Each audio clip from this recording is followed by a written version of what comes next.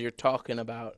I actually would say that the Shards is his most well-rounded book, his most consistent book, and could be his best. It could be his best written novel. Because American Psycho is obviously like this explosive piece of American fiction, and it's memorable. It's full of memorable scenes and characters, and certainly the movie added weight to that, but that was already the case on its own. I think it gave it more longevity, maybe, right? But The Shards, I think, is probably his best book. It is one that I did not mind revisiting after listening to the audio dramatization that he released week by week on the Bret Easton Ellis podcast. And I Yeah. was really hooked in. I was like, he got me as soon as it was very clear that, like, okay, this is like an ongoing, this is a story that he's telling us, and there's an end that we're going to arrive at. I was locked in, and I was very ready to hear how it was going to conclude, and I was not disappointed. Yeah.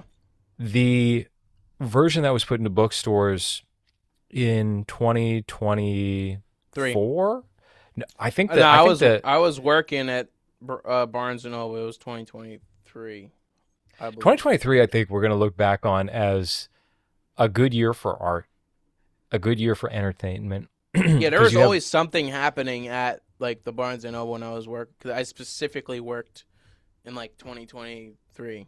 Like it was a good year for just everything. You're right. Mm-hmm. Okay, so What your was examples he? be for that?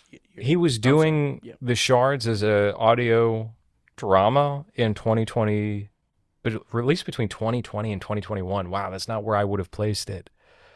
Holy smokes, it took a year. I mean, that makes sense. That makes perfect sense. I wonder if he wrote it as he went along or if he had it mostly mapped out. Interesting. That's funny because I do remember it more from like 2023. But anyway, the book that was published of the Shards is slightly different. Very slightly different. It's like 99.6% the same. But there's some aspects that are not, one for one, and that's okay. The series here, I felt like they were maybe speed running a little bit of the book because there's stuff that happens what feels like midway into the book or a quarter into the book, like the tape, that you're given in the second episode. And it's like, all right, wow. I guess they want to create a new runway for some extra stuff. They're going to flesh this out, and we'll see what that looks like, if that was a good decision or not. According to Bret, when it was at HBO and Luca Guadagnino was attached, it was always intended to run for 3 seasons. It was supposed to be a 3-season series, which I don't think is for the sake of the story, I don't think it's that good of an idea to do that. You I think talk about that a lot, about how shows have to be shorter. Now, they should be. I think it depends. So if you're running a sitcom, if you're running a procedural, you're doing anything like that, you can go 6, 7 seasons before it's going to be obvious that the quality of the writing and the production has fallen. Yeah. But if you have a particular story in mind, if you got an ending already in your head about where you want to take these characters, keep it short, keep it brief. Don't throw in too much filler. Just arrive at the destination correctly. And if you do that, then you're going to have longevity through being appreciated after the fact. And that's a different kind of longevity than what a lot of TV shows gun for, which is let's keep this boat going for as long as we can, which I understand. You got one life to live. You got a good job. Don't ruin it. But there's other ways to do it. With the Shards, we already know what that ending is. We already know what the whole story looks like if you're familiar with that. So to take that and then apply it to a series that could run for 10 seasons, like that's just stupid.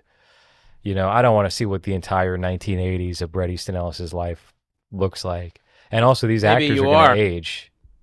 Maybe you are, and maybe it's we're going to see everything. Maybe we're going to see Patrick Bateman get off a plane vacationing in Hollywood in 1983. Yeah, he's like There's a lot of psychos in this town. There's a lot of American psychos running around. Yeah, that's that Robert Mallory's a real American psycho. And there's a sign that says "This is not an exit" at the end.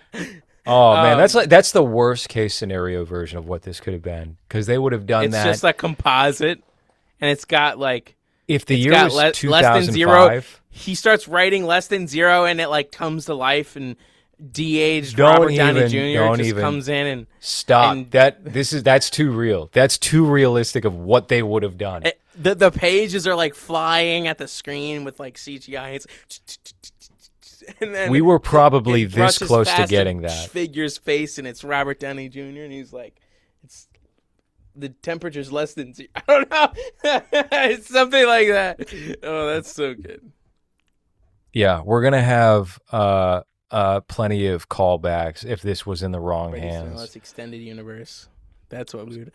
They should have had Luca Bowl do it. Yeah. No, fuck that. When Luca Guadagnino decided he had enough. Luca I don't know if he's playing it smart or stupid, doing every project that never gets developed.